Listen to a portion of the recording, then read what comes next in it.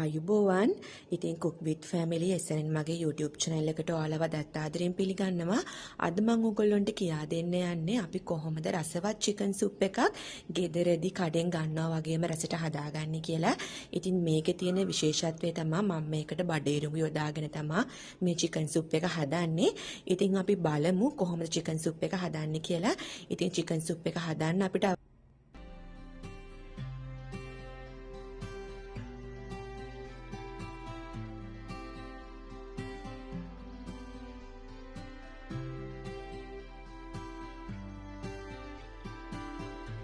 මම මෙතන අරගෙන තියෙනවා ලුණු කොළ ටිකක් අරගෙන පොඩිවට කපාගෙන තියෙනවා. ඒ වගේම හොඳින් තඹාගත්තු බඩේරුඟු අරගෙන තියෙනවා. ඒ වගේම බඩේරුඟු තඹාගත්තු වතුරත් මම අරගෙන තියෙනවා. මේස හැඳි 3ක්. ඒ වගේම පොඩිවට ලුණු ගෙඩියක් කපාගෙන අරන් තියෙනවා. ඒ වගේම සුදු ලුණු සහ ඉඟුරු පවුඩර් අරගෙන තියෙනවා. තේ හැඳි 1 ගානේ. ඉතින් සුදු ලුණු ඉඟුරු පවුඩර් නැති කෙනෙක්ට සුදු ලුණු සහ ඉඟුරු අරගෙන පොඩිවට තලා ගන්න පුළුවන්. ඒ වගේම බිත්තර එකක් අපිට අවශ්‍ය වෙනවා. ඒ වගේම මම chicken අරගෙන තියෙනවා. ඉතින් chicken ගද්දි chicken breast එක හෝ නැත්නම් කටු සහිත ප්‍රදේශ ඔයගොල්ලන්ට ගන්න පුළුවන්. ඒ වගේම corn flour අරගෙන තියෙනවා තේ හැඳි එකක්. ඒ වගේම අවශ්‍ය තරමට ලුණු. ඒ වගේම තෙල් අරගෙනත් තියෙනවා මම මේස හැඳි එකක්. ඒ වගේම ගම්බිරිස් කුඩු ස්වල්පකුත් අරගෙන තියෙනවා. ඒ වගේම අපිට වතුර අවශ්‍ය වෙනවා මිලිලීටර් 500ක්. ඉතින් ඔන්න ওই ටික තමයි අපිට අවශ්‍ය වෙන්නේ මේ chicken soup එක හදාගන්න. ඉතින් අපි බලමු කොහොමද chicken soup එක හදන්නේ කියලා.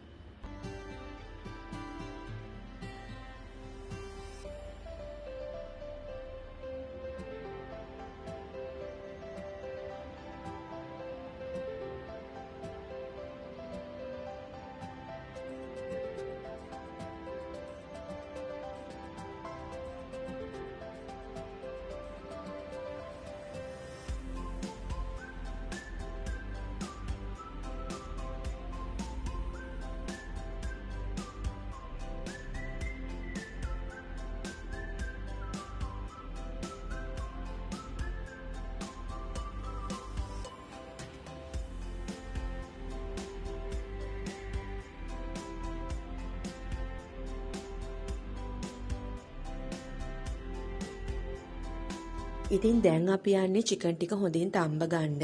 ඉතින් මම මේ විදිහට භාජනයකට chicken ටික එකතු කරලා මම මේකට වතුර මිලිලීටර් 500 එකතු කර ගන්නවා.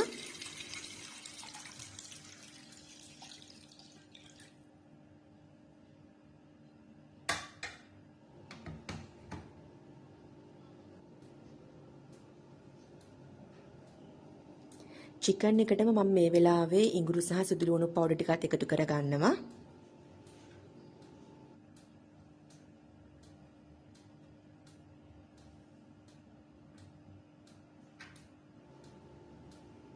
ඒ වගේම මම ලුණු ටිකත් එකතු කරගන්නවා. ඉතින් ලුණු එකතු කරගනිද්දී ඔයාලගේ රස අනුව ලුණු එකතු කරගන්න. ඉතින් ඊට පස්සේ අපි මේ ටික හොඳින් මික්ස් කරගන්න ඕනේ. ඒ වගේම මධ්‍යම ගින්දරේ අපි මේක විනාඩි 20ක් විතර හොඳින් chicken ටික තම්ප ගන්න ඕනේ. ඉතින් ඕගොල්ලොන්ට තේරෙනවා chicken ටික තැම්බිලා ඉවර වෙගෙන ඉද්දී chicken ටික කොයි විදිහට තියෙන්නේ කියලා. ඉතින් ඒ chicken ටික හොඳින් ඒ විදිහට තැම්බෙනකම් ඕගොල්ලොන් විනාඩි 20ක් 30ක් මේක හොඳින් තම්බ ගන්න.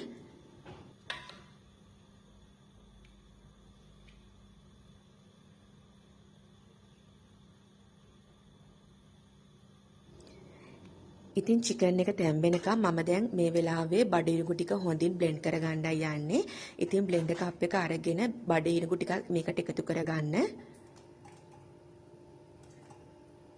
ඉතින් අපි මේ වෙලාවේ බඩේරුඟු ඔක්කොම එකතු කරගන්නේ නැහැ. මම මෙතන හරියටම blender cup එකෙන් භාගයක් විතර වෙන තරමට බඩේරුඟු එකතු කරගන්නවා.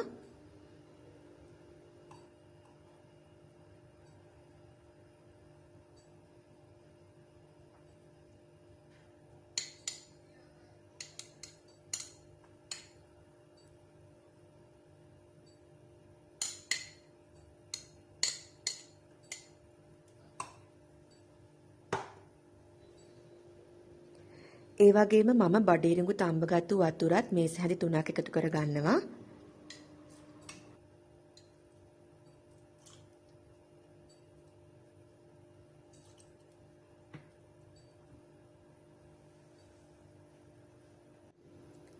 ඊට පස්සේ මේ ටික හොඳ ක්‍රීම් එකක් වෙනකම් හොඳින් blend කරගන්න.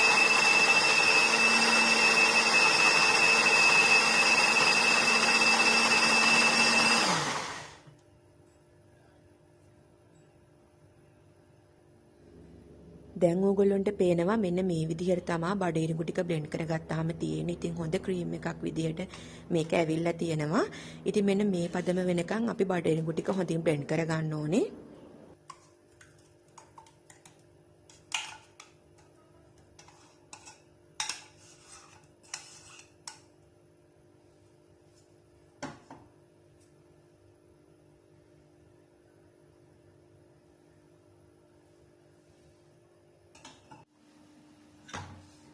දැන් ඉතින් අපේ චිකන් ටිකත් හොඳින් තැම්බිලා තියෙන්නේ. ඉතින් මම මේක ලිපෙන් බා ගන්නවා.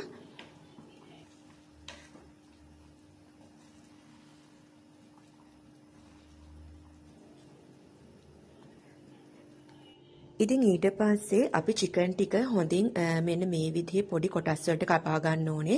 ඉතින් චිකන් ටික නිමෙන්න තියලා මෙන්න මේ විදිහට පොඩිවට තීරු වලට චිකන් ටික කපා ගන්න. ඒ වගේම චිකන් ටික තඹගත්තු වතුර ටිකත් අපිට මේ වෙලාවේ අවශ්‍ය වෙනවා අපේ සුප් එක හදාගන්න. ඉතින් මේ තියෙන්නේ මම මේ විදිහට චිකන් ටික තඹගත්තු වතුර ටික. දැන් ඉතින් අපි බලමු කොහොමද අපි සුප් එක හදාගන්නේ කියලා.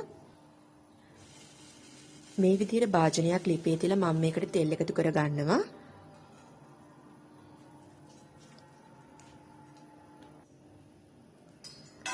තෙල් ටික හොඳින් රත් වෙගෙන එද්දි සේර සහ ලුණු ටික එකතු කරගෙන මේක ටිකක් හොඳින් රන්වන් පාට වෙනකන් තෙලේ බැද ගන්නවා.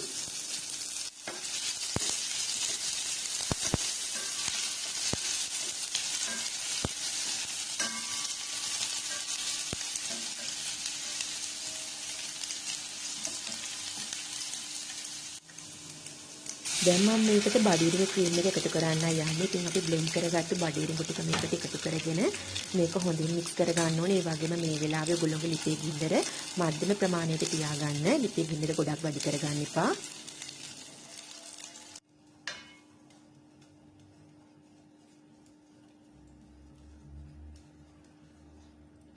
ඉතින් මේ ටික මේ විදිහට ටිකක් උයාගත්තයන් පස්සේ මම මේකට එකතු කර ගන්නවා චිකන් ටික තඹගත්තු වතුර ටික.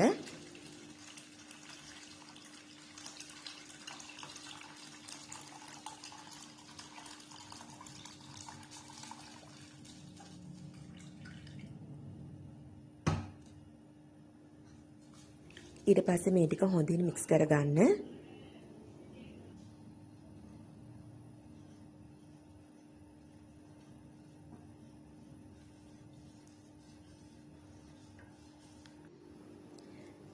දැන් මම මේ වෙලාවේ චිකන් ටික එකතු කරගන්න යන්නේ. ඉතින් අපි මේකට චිකන් ටික එකතු කරගන්න ඕනේ.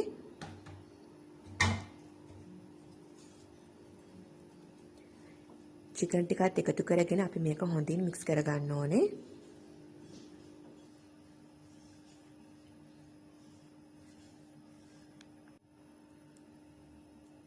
ඊට පස්සේ අපි ඊටු බඩේනිකු ටික එකතු කරගන්න ඕනේ.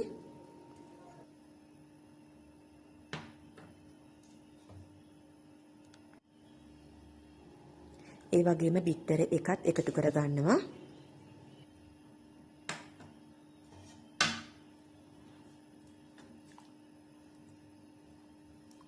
ඉතින් මේ ටික ඔක්කොම එකතු කරගෙන අපි මේක හොඳින් මික්ස් කරගන්න ඕනේ.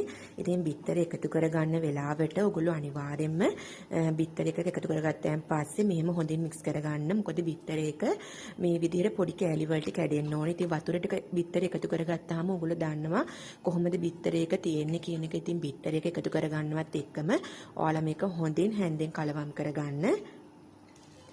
ඊට පස්සේ මේ ටික හොඳින් තැම්බීගෙන ඉදී මම මේකට ලුණු කොළ ටික එකතු කරගන්නවා.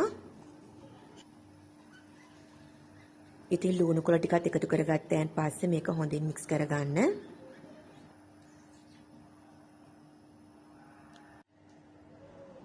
දැන් මම මේ වෙලාවේ කෝර්න්ෆ්ලවර් ටික සහ ගම්බිරිස් කුරු ටිකත් එකතු කරගන්නවා.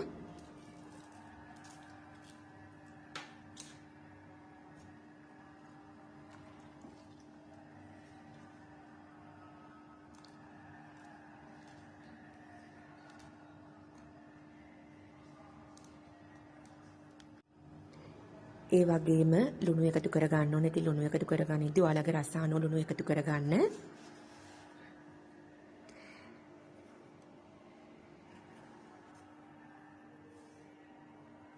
ඉතින් මේ ටික ඔක්කොම එකතු කරගෙන විනාඩි 10ක් විතර අපි මේක මධ්‍යම ගින්දරේ හොඳින් උයා ගන්න ඕනේ. ඉතින් දැන් මගේ චිකන් සුප් එක රෙඩි වෙලා තියෙන්නේ.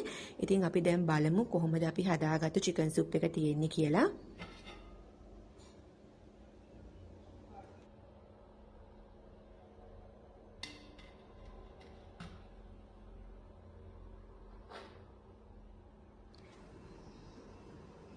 ඉතින් දැන් ඕගොල්ලොන්ට පේනවා අපි මේ විදිහට හදාගත්තු චිකන් සුප් එක ගොඩාක් හොඳට ඇවිල්ලා තියෙනවා. ඒ වගේම හරිම රසයි, ඒ වගේම හරිම සුවඳයි. ඉතින් අපි එකතු කරගත්තු චිකන් සහ ඒ වගේම බඩේනිකු ටිකත් හොඳට මේකේ තැම්බිලා තියෙනවා. ඉතින් ඕගොල්ලොන්ටත් පුළුවන් ගෙදරදී මේ වගේ රසවත් චිකන් සුප් එකක් කඩෙන් ගන්නවට වඩා ගොඩාක් රසට පෝෂදායීව ගෙදරදීම හදාගන්න. ඉතින් ඕගොල්ලෝ තාමත් මගේ channel එක subscribe නොකරපු කෙනෙක් නම් මගේ channel එකට අලුතෙන් ආපු යාළුවෙක් නම් අනිවාර්යයෙන්ම මගේ channel එක subscribe කරන්න. ඒ වගේම පහළ තියෙන bell icon එකත් press කරන්න අමතක කරන්න එපා. ඉතින් ඒ වගේම comment කරන්න, like කරන්න, ඔයාලගේ යාළුවන්ටත් පේන්න share කරන්න. මේ වගේ තවත් රසවත් ඔයගොල්ලන්ට වැදගත් වෙන වීඩියෝ එකක් අරගෙන ආපහු ඔයගොල්ලෝම මුණ ගැහෙන එකක්. ඔයාලා හැමෝටම සුබ දවසක්. මගේ නම නිශාදී.